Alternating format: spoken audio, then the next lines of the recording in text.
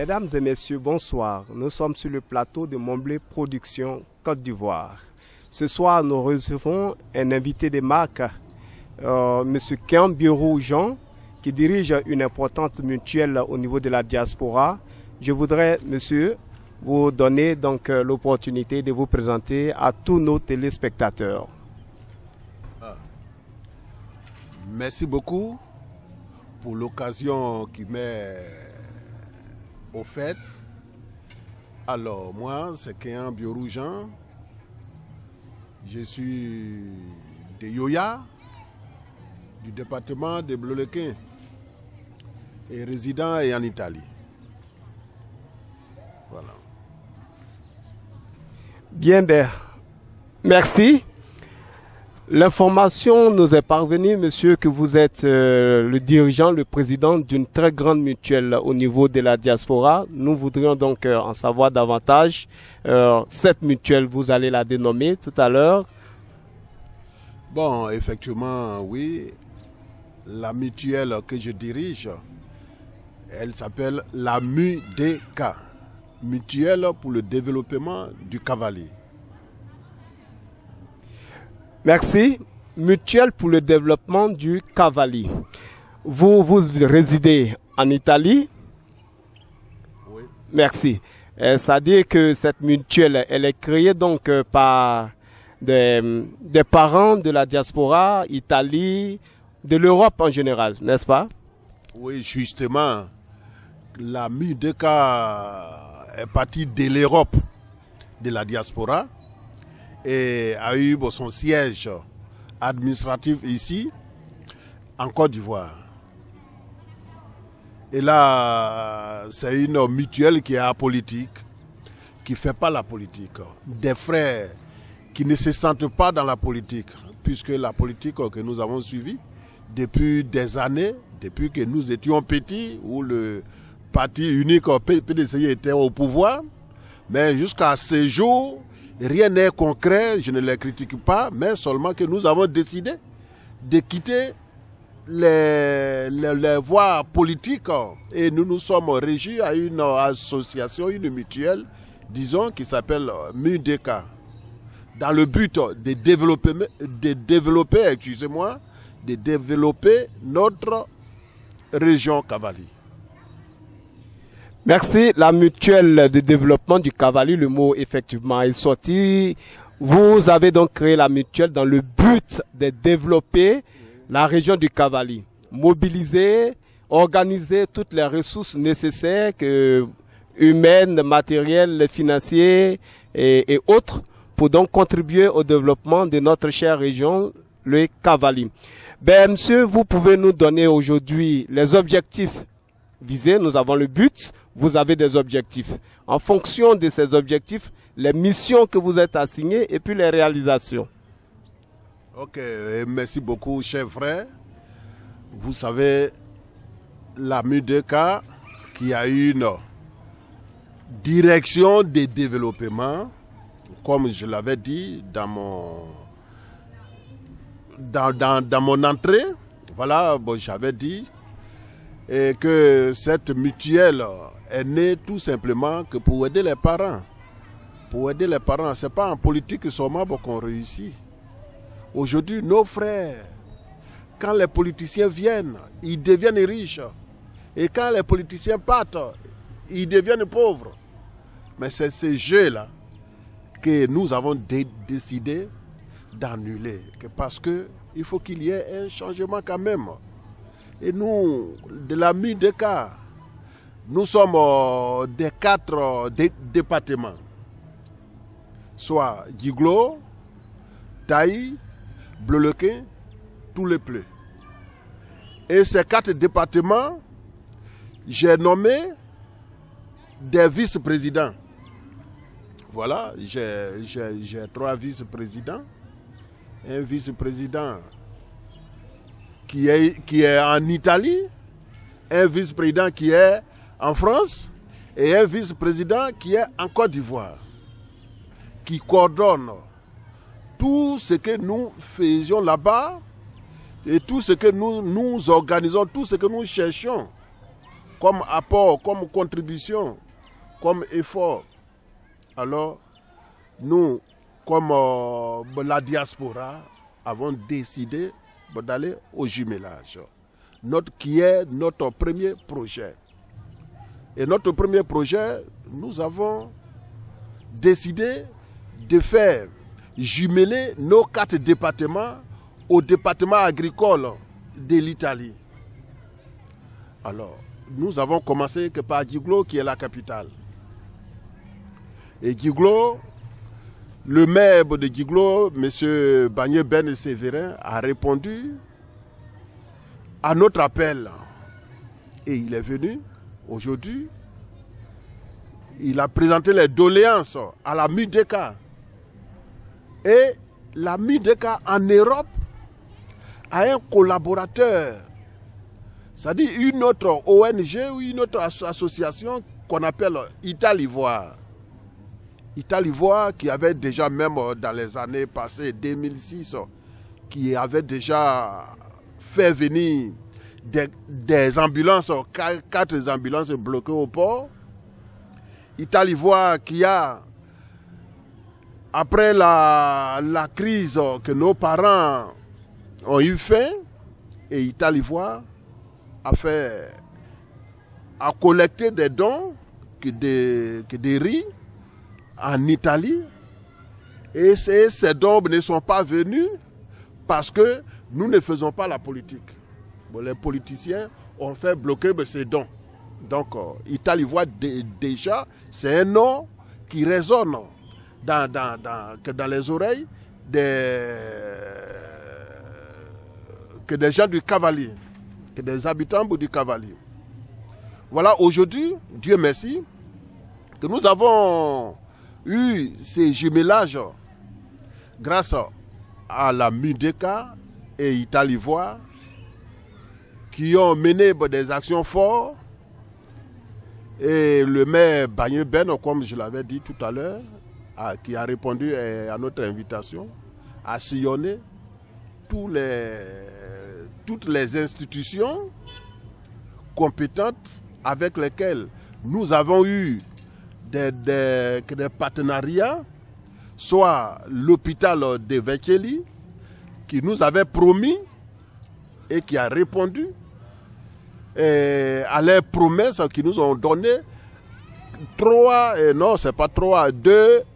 deux grands conteneurs de 40 pieds de matériel médical que nous avons, qui sont déjà même arrivés depuis le 9. Alors, demain, le 13 de ce mois, la délégation italienne arrive, dirigée par Madame le maire de Vecchieli, Maura Forte, et le nouveau président de notre mutuelle mère, c'est-à-dire sœur de là-bas, qui est Italivoire, qui s'appelle Carlo Barbano. Et puis, bon, que mon collègue et agronome qui arrive aussi, pour pouvoir analyser les terrains, parce que le projet doit commencer en février.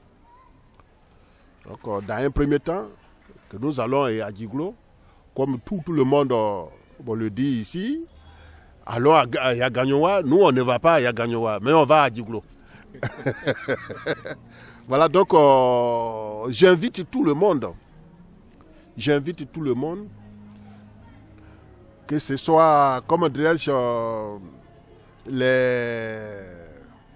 les élus et cadres, tout enfant du Cavalier qui a l'amour de son Cavalier, de sa région, doit se rendre à Yagiglo.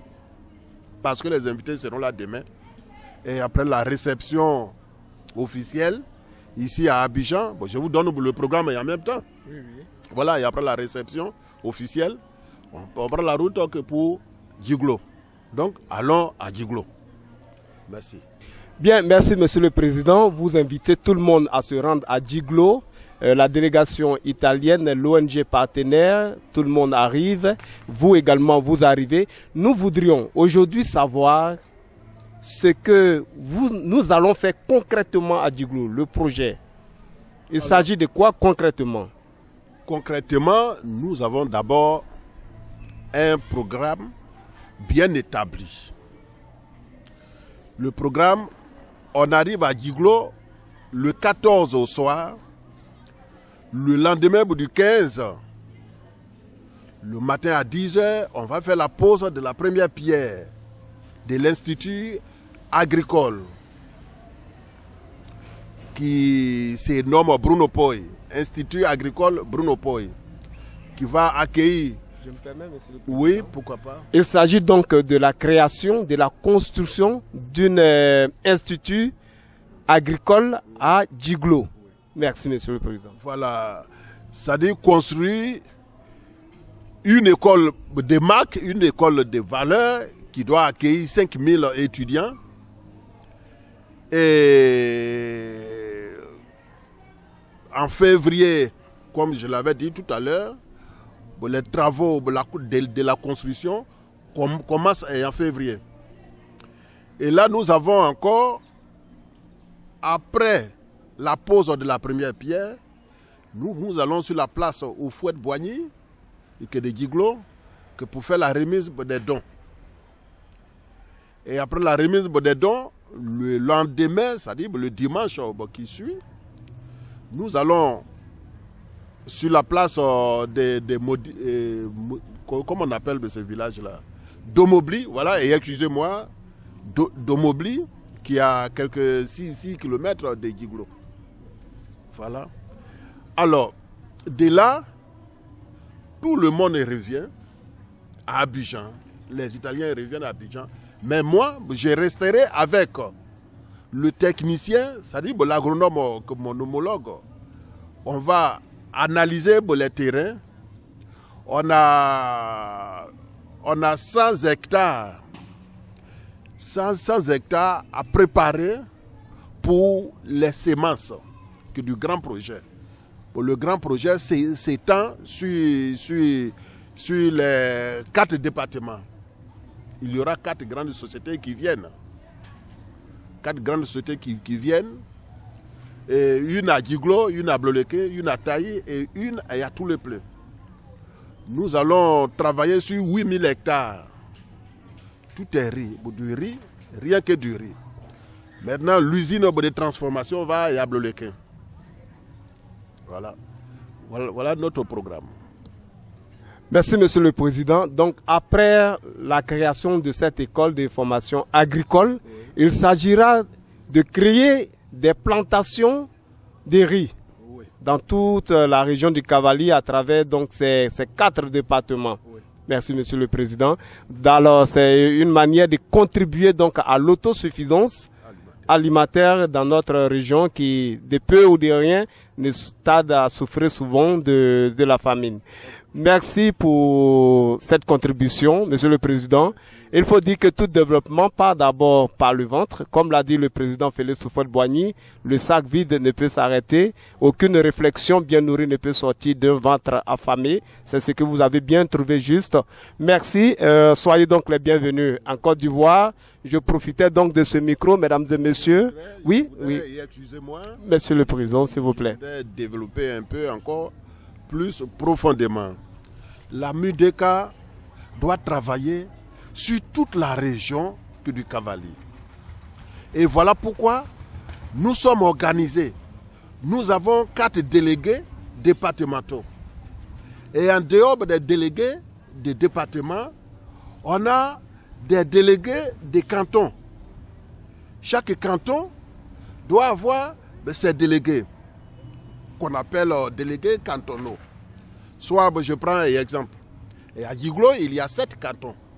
Donc, on a 7 délégués cantonaux. À Taï, il y a 3 cantons. On a 3 cantons et on a 3 délégués cantonaux. Et à Bloleke, il y a 4 cantons. Et on aura 4... voilà. Délégués cantonaux également. Juste. Merci beaucoup. À tous les pleux, il y a 4 cantons. Voilà, donc chaque canton a ses délégués. Maintenant que ces délégués-là, qu'est-ce qu'ils font? On décentralise encore. Dans les villages que de ces cantons, je prends l'exemple. sur le Niao Nord, où il y a 4 villages. Ou alors le Niao Sud, où il y a 10 villages.